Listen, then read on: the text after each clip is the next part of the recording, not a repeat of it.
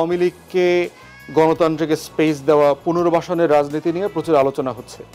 দেখেন, হিস্টোরিক্যালি আওয়ামী লীগকে যারা পুনর্বাসন করতে চেয়েছে তাদের ইতিহাসের ফলটা কি হয়েছে। আওয়ামী লীগকে প্রথম বাংলাদেশে পুনর্বাসন করেছে বিএনপি ৭৭, ৭৮, ৭৯। প্রেসিডেন্ট জিয়াউর রহমান বাংলাদেশের সবচেয়ে সফল রাষ্ট্রনায়ক, কোনো সন্দেহ নাই ব্যাপারে। কিন্তু তার রাজনৈতিক ইতিহাসে যদি আপনি ভুল খুঁজে বের করেন যে এত সফল একটা ব্যক্তি, এত সৎ একটা মানুষের রাজনৈতিক ভুলের প্রথম জায়গাটা হচ্ছে যে একটা খণ্ডিত আওয়ামী লীগকে ৭৫-এর গণ অভ্যুত্থান অথবা ঘটনা পরবর্তীর পরে তাকে রাজনীতিতে ফিরায় নিয়ে আসা। তার চার টুকরা রাজনীতিকে সাথে, কুমিরের সাথে, করোনা ভাইরাসের সাথে উদারতা চলে না। এবং দেখেন বিএনপিকে কি পরিমাণ মূল্য দিতে হয়েছে এটার জন্য। আওয়ামী লীগ যখন ক্ষমতায় আসছে, আওয়ামী লীগকে দ্বিতীয় পুনর্বাসন করেছে জাতীয় পার্টি। এবং দেখেন যে এরশাদ তো প্রেসিডেন্ট জিয়াউর রহমানের হত্যার সাথে জড়িত ছিল, সে এবং তার পুরো ফোর্স জড়িত ছিল প্রেসিডেন্ট জিয়াউর রহমানকে হত্যা করবার পিছনে।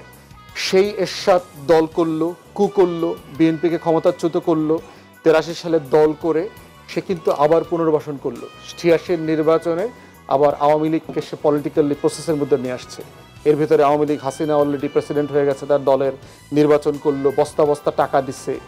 রেজাল্ট কি হয়েছে আজকে? এরশাদের রাজনীতি, জাতীয় পার্টির রাজনীতি বাংলাদেশে আছে। তৃতীয়ত, আওয়ামী লীগকে পুনর্বাসন করেছে জামাত। ৯১, ৯৩, ৯৪, ৯৫, ৯৬ রাজনীতি যদি দেখেন, তারা বিএনপির সাথে ন্যায্য অনেক কারণে মনোমালিন্য হয়েছে করে তারা আওয়ামী লীগের সাথে গিয়ে জোট বেঁধেছে। জোট বেঁধে ২১ বছর পরে এই কুমিরকে ক্ষমতায় নিয়ে আসছে, এই সাপকে, কোবরা সাপকে আনার পরে কি হয়েছে? জামাত শিবিরের মেরুদণ্ড ভেঙে দিয়েছে তার ১৬ বছরে। তার নেতাদেরকে ফাঁসি দিচ্ছে, হাজার হাজার লক্ষ লক্ষ ছেলেকে হাত পাও ভাইঙা প্রতিবন্ধী বানায় দিয়েছে। এরপরে দেখেন এই টোটাল প্রসেসের ভিতরে ১১১-এর সময় আওয়ামী লীগকে কারা ফিরায় নিয়ে আসছে? বাংলাদেশের আর্মড ফোর্সেস বেইমানি করছে, বাংলাদেশের তখনকার সেনাপ্রধান বেইমানি করছে। চতুর্থবার আওয়ামী লীগকে পুনর্বাসন করলো বাংলাদেশের সেনাপ্রধান এবং বাংলাদেশের সশস্ত্র বাহিনী, র্যাব, পুলিশ, হাবিজাবি, এরা সব মিলে।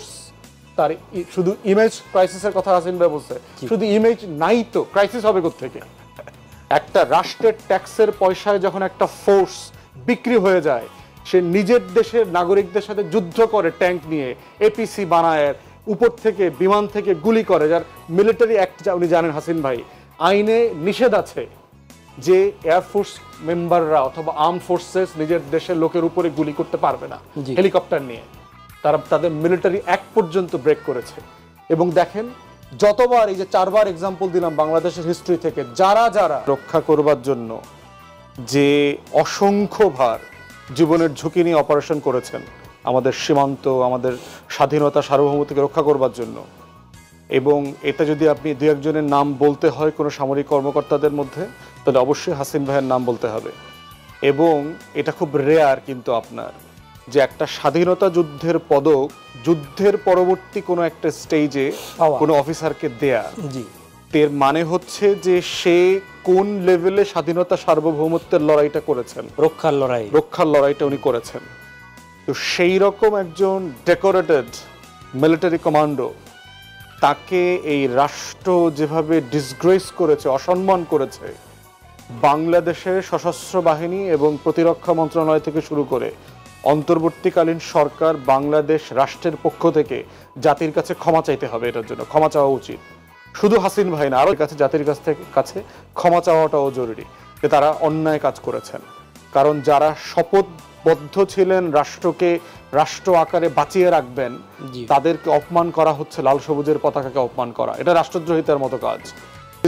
এনএসআই থেকে শুরু করে আর্ম ফোর্সেস কি পরিমাণ বাটপারি কাজ করছে ভারতের হয়ে গত 16টা বছর, এবং এখন পর্যন্ত দেখলাম না তারা কোনো রিভিউ কমিটি করতে।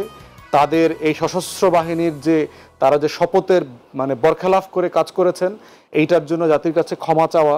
যারা ক্রিমিনাল অফিসারগুলো আছে তাদের পদক কেড়ে নেওয়া প্রয়োজনে, অবসরে গেলেও পদক কেড়ে নেওয়ার সুযোগ আছে, তাদেরকে ডিসগ্রেস করতে হবে।